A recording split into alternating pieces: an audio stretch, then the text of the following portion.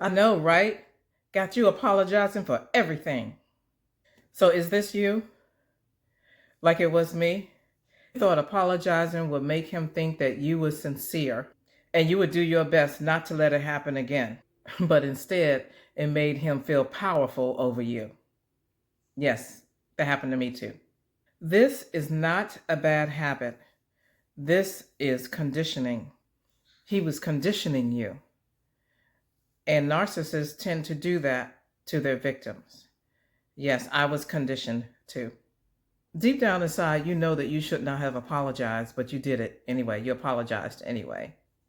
Put a raise hand up emoji in the comments if you was always apologizing and you knew that you should not have apologized, apologizing for things that was not your fault, or apologizing just to make the peace.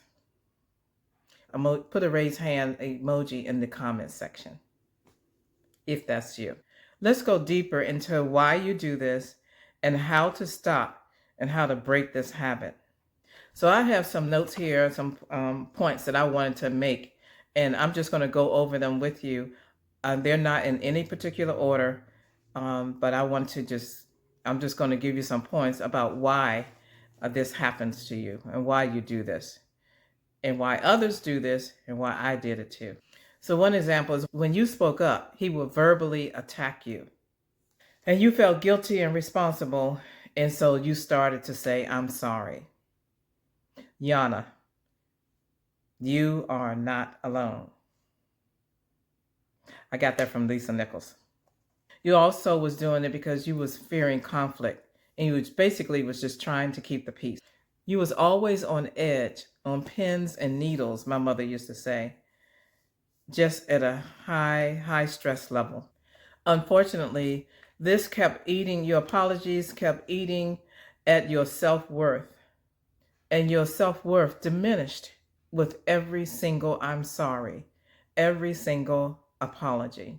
Your self-esteem get diminished and it eats at your self-confidence. When you over-apologize, your self-value is destroyed.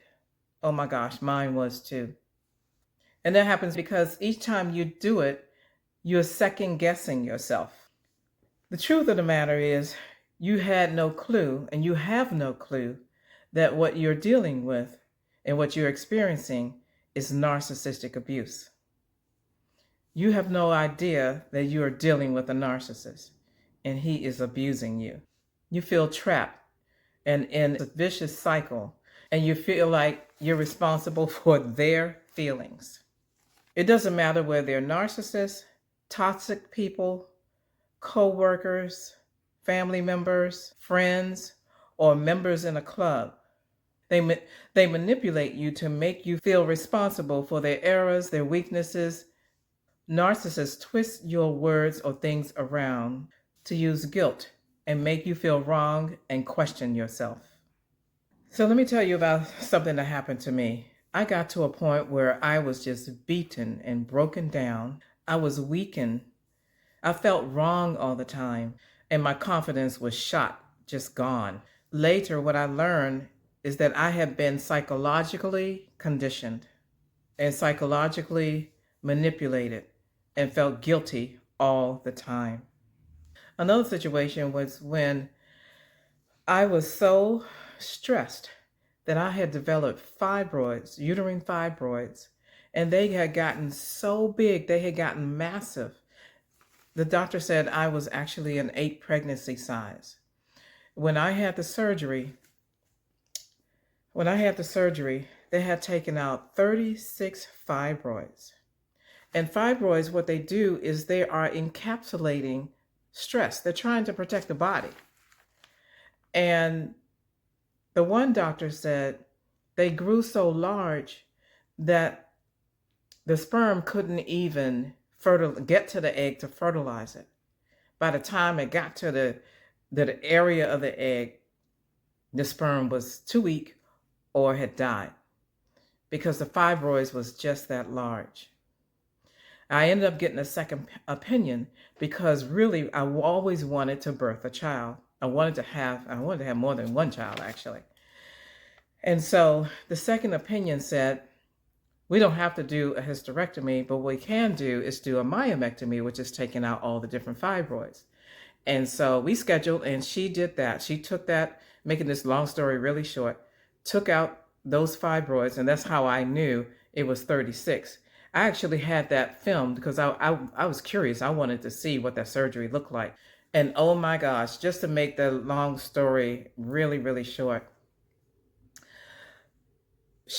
my doctor said, you have a non-functioning uterus.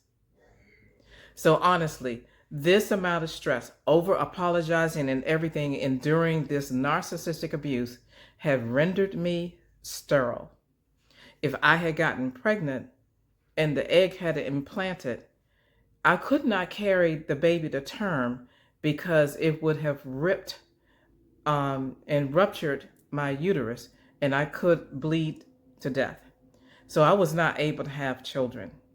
Yes, this stress can render you sterile. They can do a lot of things. They can take you out of this world, but it can also render you sterile.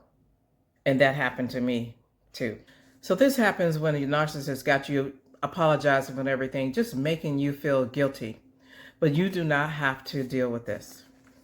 So here's some action steps what you can do. First, recognize that recognize the issue and accept that the problem is not you.